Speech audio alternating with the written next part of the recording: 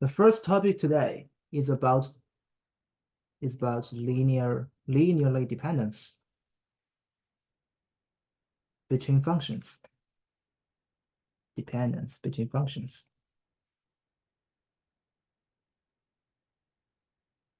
We have already learned the linearly dependence between vectors, and the linear dependence for functions is very similar.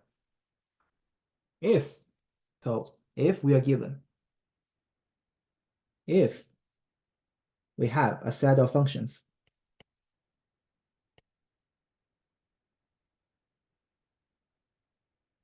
say y1x, y2x, and so on to ynx.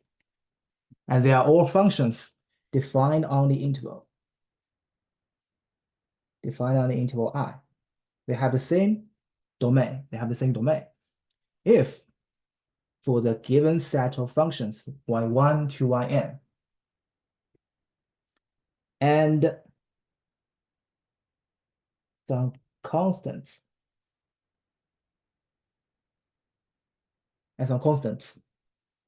c1, c2, and so on, cn.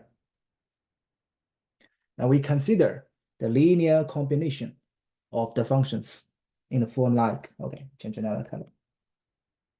c1 y1x plus c2 y2x plus and so on plus cn ynx equals to 0. We consider this blue equation and name it by star. Okay, equation star. So if for this equation star, if we can only find c1 equals to c2 equals to cn equals to 0, makes star hold for any x belongs to I. So if the blue part, the equation star holds only in the case c1 equals to c2 equals to cn equals to 0, then we say y1x, y2x, and so on, so ynx are linearly independent.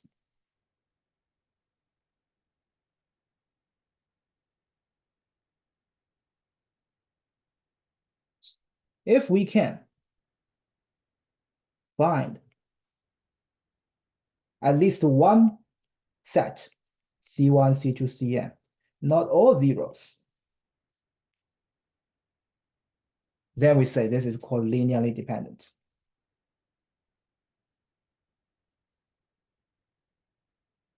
So the definition for linearly dependence between functions is very similar to that between the vectors. If you can only find 0 that makes the blue part hold, then it's linearly independent. Otherwise, it's linearly dependent. Okay, let's use an example to help us better understand. So example 1. If we're given two functions, y1x equals to exponential 3x, y2x equals to exponential 2x. So if we are given two functions, y1 and y2, are these two functions linearly dependent or linearly independent? So we just think about c1 y1x plus c2 y2x equals to 0. The linear combination of the function equals to 0. And because we know y1 equals to e to 3x, so it's c1 e to 3x plus c2 e to 2x equals to 0. Now we want to check if we can find at least one pair of c1, c2, which are not all 0, makes this equation hold. Of course, c1 equals to c2 equals 0 makes the equation hold. No doubt. We want to know if c1, at least c1 not equals to 0, c2 equals to 0, does this relationship also hold? You can see if C2 equals 0, what's left here is C1 e to 3x, which equals to 0. And because the exponential cannot be 0, so that means C1 must be 0. Contradiction, because we assume C1 not be 0, but C1 can only be 0. So this does not hold. So what if we have C1 equals to 0, C2 not equals to 0? And the same case, if C1 is 0, then we only have C2 e to 2x equals to 0. Because exponential cannot be 0, that means C2 must be 0. But our assumption is C2 is not 0. So contradiction also failed. The last case is if C1 not equal to 0, C2 also not equal to 0. Then we can do some little change. We can move the second term from left to right. This gives us C1 e3x equals to negative C2 e2x. And then we can divide by exponential 2x on both sides. This gives us C1 e to the x equals to negative C2. Then we can move from left to right. This e to the x equals to negative C2 over C1. But here comes one problem. C2, C1 must be constant, right? C2, C1, both should be constant. So the fraction also be a constant. But e to the x is a function. When x changes, e to the x will change. So this is impossible. A function cannot equal to a constant. So there does not exist, such C1, C2 does not exist. So also failed, this case failed. So it looks like the only option, the only choice for our C1, C2 is the C1, C2 should both be 0. If they both be 0, then y1 and y2 are linearly independent.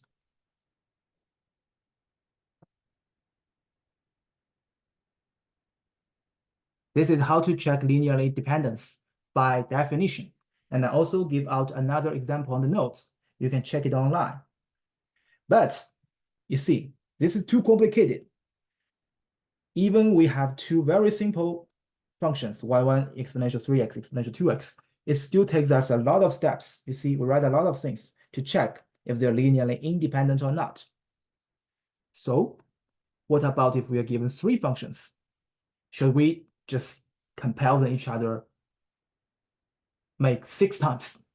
Is that possible? Is that reasonable? Of course not. So we need to find another way to check the linearly independent or dependent between functions. And this is called the Wronskian.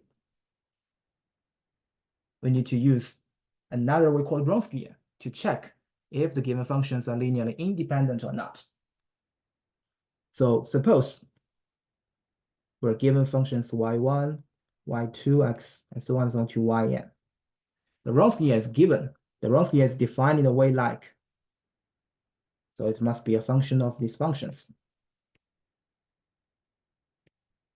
Okay. A very good writing.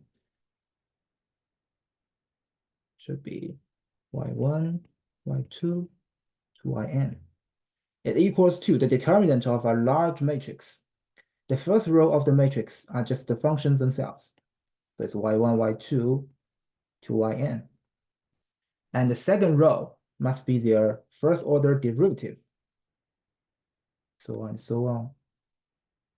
And then the second order derivative. And so on and so on. And the last row is the n minus 1th order derivative.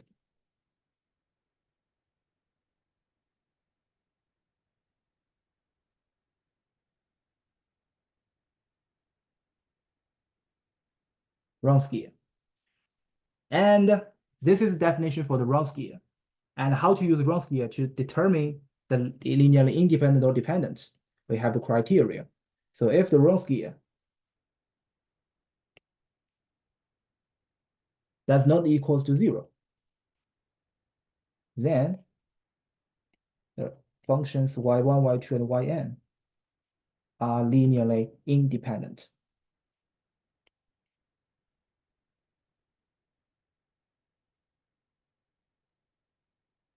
So if the Wronski does not equal to 0, this means the functions included should be linearly independent. Let's see an example. If we're given 3 functions, y1x equals to a constant 5, y2x equals to cosine square x, y3x equals to sine square x. So we want to check if these given functions are linearly independent or not by Wronski. So first, we write out the expression for the Wronski. So by definition, the first row of Wronski is the functions themselves. So it's just you copy down the functions, the 5 cosine square x, sine square x. And next, the second row is the first order derivative of the given function. And the first order derivative of 5 will be 0. And for cosine x, we apply the chain rule. This gives us 2 cosine x. Then the derivative of cosine x will be negative sine x, so negative sine x. And we know from the double angle formula, this is nothing but negative sine 2x. Okay, and then apply the chain rule on sine square x. This gives us 2 sine x. Then the derivative of sine x will give us cosine x.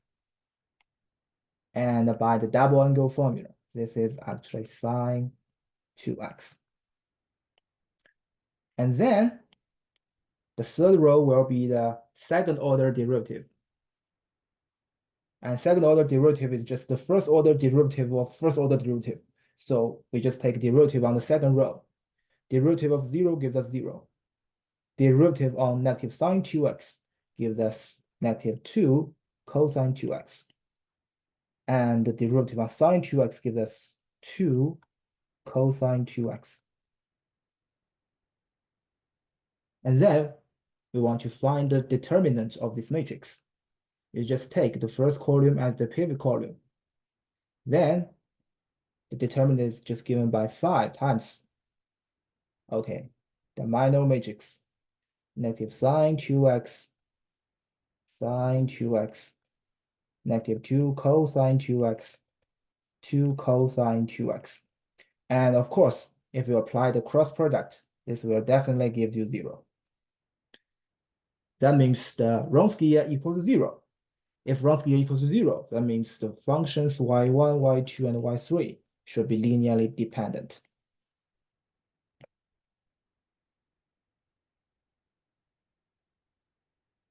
And of course, since y2 plus y3 definitely equals to 0, equals to 1.